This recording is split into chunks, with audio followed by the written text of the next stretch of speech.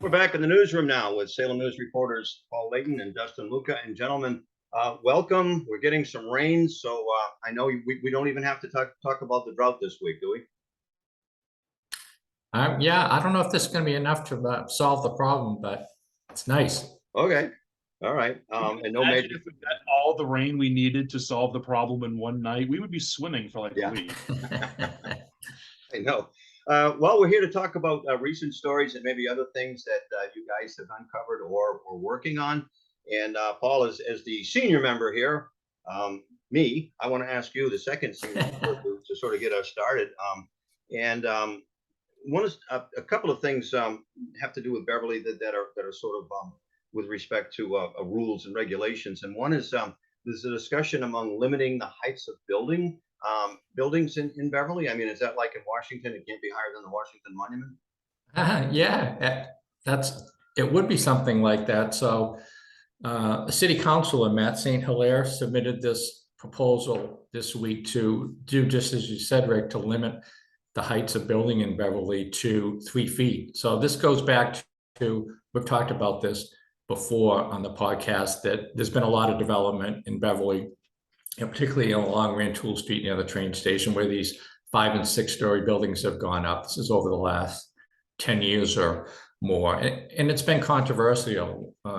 People say that we need more housing, which you definitely do, but then people have also said it's changed the character of the city. There's too much traffic and so forth. So anyway, what Councilor St. Hilaire did, and what prompted this, he said, in part, was there was a proposal in the last couple months to build I think it's a 5-story apartment building on Cabot Street, right in the heart of the downtown. Up to this point, most of the development has been along Rantoul Street. And I think it surprised some people that 5- and 6-story buildings are allowed by zoning in downtown Beverly. There haven't been, any new developments in years on downtown Cabot Street that are that big. So I think it kind of caught people by surprise. They knew that these buildings were cropping up on Rantoul Street, and then people are saying, well, now they can be right in the heart of the downtown on Cabot Street. So it's a zoning thing. It would need to be approved by the city council. There needs to be, a public hearing where people can talk about it. And so I think it's one of the biggest issues in the city, is the size of these buildings, and now it's going to be addressed by the city council. And when is that? When's the next discussion about it? They're supposed to talk about it at a subcommittee meeting on Tuesday night. So that'll be the first time that they're going to talk about it publicly. And as I said, then it'll go before the full council, and there'll be a public hearing where people can come in and talk about it also. All right. Dustin, what's your cat's name? Which one? So I got 2 cats, Athena and Shy. Okay, very good. Yeah, we have one left, so I get it. Dustin, where do you want to start? Because we have several topics on hand that we could discuss, but why don't you lead us off with what you want? So there's a bunch of things going on in Salem. I know one thing that we were talking about off air was this regulation, or this proposal that came from the mayor's office to prohibit guns in city buildings.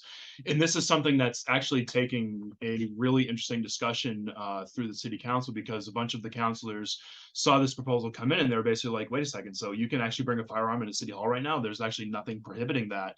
And then there were other councilors that were basically like, wait a second, you can actually say that you can prohibit that? What about a plainclothes police officer? So basically the proposal that's going forward would prohibit weapons of any kind, according to the state statute, which includes firearms, knives, and stuff, from being brought into a building unless you're a uniformed police or a public police officer or something like that. So I'm not sure how exactly like constables fall into place with that, but like Salem police officers, Beverly police officers would be able to. If you're a member of the military and you're carrying a weapon, or the National Guard and you're carrying a weapon, you're allowed to do that. But it's for everybody else, you wouldn't be allowed to. And that's the discussion that hit city council on this last week was basically, there was a number of councilors that were basically saying, I was surprised to hear this.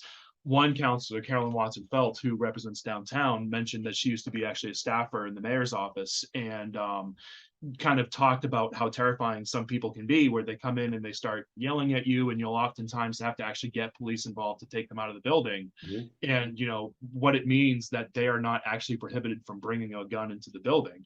And then it creates the other discussion of, if you're actually licensed to carry, can the city actually say you cannot enter a public building? So there's a meeting tonight at 6 o'clock to talk about it, another one at 7 o'clock. So follow obviously any news source basically to see what happens with the meetings, starting on Thursday basically, or Friday. All right, and I would invite people to keep up with your tweets, because they're a genre in their own right. They really are fascinating.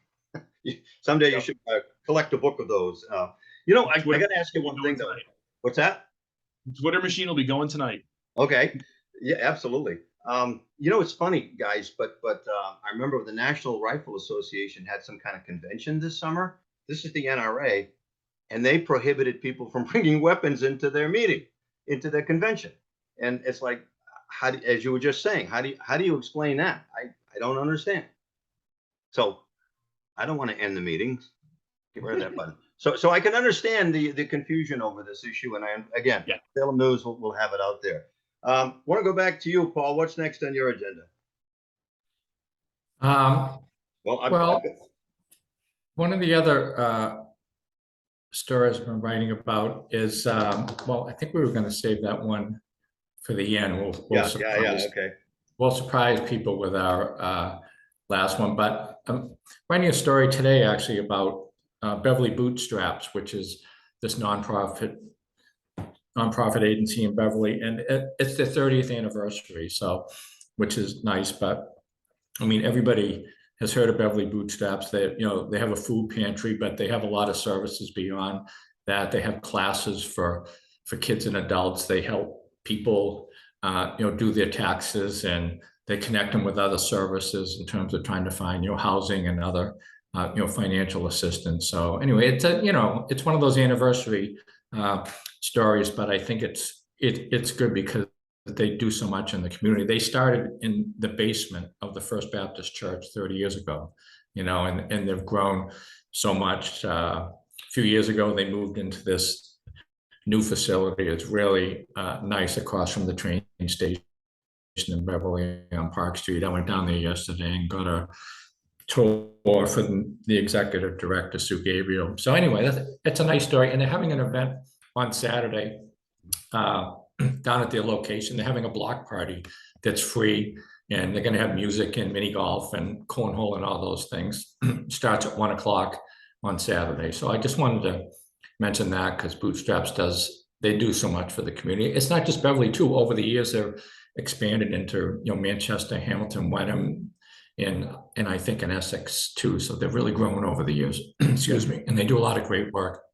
Absolutely, and we're fortunate to have that kind of organization, in Beverly and like them all over the North Shore. So that's Saturday, you say? Yes. Okay. All right. I'll see if I can find a link to that. Okay. Dustin, this isn't hard news, but as a kid, I remember when we visited Massachusetts, we visited Salem. We drive into near the Salem Common there, and we see this great big statue. First thing I'd see coming into Salem, and to me it looked like this giant witch, and I wondered, who is that, or who was that? And come to find out, it's not a witch at all. Yep. So that would be Roger Conant. And here's the funny thing too. A lot of people also don't know how to pronounce the name. As far as I know, it's pronounced Conant, but whenever I'm using GPS, it's like, go on to Conant Street. I'm like, no, it's not how it's pronounced. But yeah, so and this is coming up because Salem is approaching its 400th anniversary. And in fact, Cape Ann is going to be celebrating its 400th anniversary next year. They were founded in 1623 as a fishing enterprise for Plymouth that was actually run by this guy, Roger Conant. And so the reason why we are talking about him is because there's been a lot of conversations about him lately. There's a book that just came out from Salem author Ben Shallop called The Founding of Salem, City of Peace. And this came up because we just recently did a story on it. Because a lot of people, specifically the tourists that are coming to appreciate Salem history, don't seem to really understand Conant's place in Salem history. They see the statue of somebody wearing, basically having the weathered cloak coming off of the ship, settling Namkeg for the first time, but he's got the hat. And people see that hat and the statue, and the fact that the statue is almost as tall as the witch museum that's behind it, and they go, "Oh, that's the head witch." That's not actually what's going on. So that's, it's I love the light little stories in Salem, just because it's the city's always turning out kind of the freakiest little stories and fun little things. And right now there's a lot of people chatting about Conan, because he was basically left out of the history books because a lot of people didn't really like him, as the official start of the Massachusetts Bay Colony kind of kicked into session. So the book is kind of one of the first actual efforts to really understand who Roger Conant was and kind of what he brings to the North Shore that leads to the North Shore that we have today. So Nothing like getting a history lesson out of Salem. I mean, so exactly right. Well, it's really where history was created in the United States. It's the third longest running settlement in the city or the country. It's the second oldest municipal building in the country. absolutely, yeah, it's way cool. All right, so going back to a lighter note, if we could, Paul, and then we'll in our last round, I'll see if there's any loose ends. But there's the story of Schubert in Beverly. Schubert, yes, Rick, it's been all about the seal for the last week in Beverly. This is the story. People love this, which I can understand. But anyway, It doesn't sound like you mean it. yeah, well, sometimes I have to be carried into these animal stories that people like so much. But this one is kind of fun in it. So the bottom line is this: a seal made its way from the ocean up the Bass River and into the what's known as the Shoe Pond. It's this pond at the Cumming Center. It's called the Shoe Pond. It used to be the United Shoe Machinery Corporation back in the day. So when people spotted a seal in a pond, they started showing up, and the seal has been there for a week, and it's attracted a lot of attention. So what happened the other day, the seal, so there were two, to really get into this, there were two shoe ponds, an upper pond and a lower pond, and the Schubert, as it's been nicknamed, made its way by land over this raised public walkway that separates the two ponds, went over the walkway, smashed through this little fence, and went into the upper pond, and where there are plenty of fish, and it's by itself, and it's having a great time. Officials think it's a male, but now it can't get back to the ocean. The lower pond has access to the river and out to the ocean. So there's no way, unless it went back over the pathway like it did before. So anyway, long story, NOAA, the agency, has been involved. They put signs up, yellow tape, telling people to keep the distance and so far, but they're trying to devise a plan to get it back into the lower pond and hopefully eventually out to the ocean. They say there's no rush. The seal is not in any danger. It seems happy. It's got a pond to itself with plenty of fish, but I guess the idea is that it can't stay there forever. So anyway, we'll see what the next step is. Riveting story, riveting. And there you go. Yes. No, I mean it. I hope Schubert makes it back, for heaven's sake. Great story. And speaking of feeding the animals, Dustin, a little controversy on your end of things. Yeah, so Schubert would not give the seal of approval on this one. So basically, Salem has proposed they're basically toughening their animal laws to discourage to flat out prohibit the feeding of wild animals. And this isn't so much about the little kid that's like throwing out popcorn at the willows. Don Famico's not going to show up and tackle that kid or something like that. This is more the business that's like, hey, I've got some animal, I've got some food waste I'm going to leave out back for the coyotes and the foxes. There was an issue recently with Vinnon Square that Swampscott had to kind of crack down on. There's been a couple issues that have popped up in Salem. Somebody was talking about actually rotisserie chicken carcasses that were being left in Greenlawn Cemetery is one example.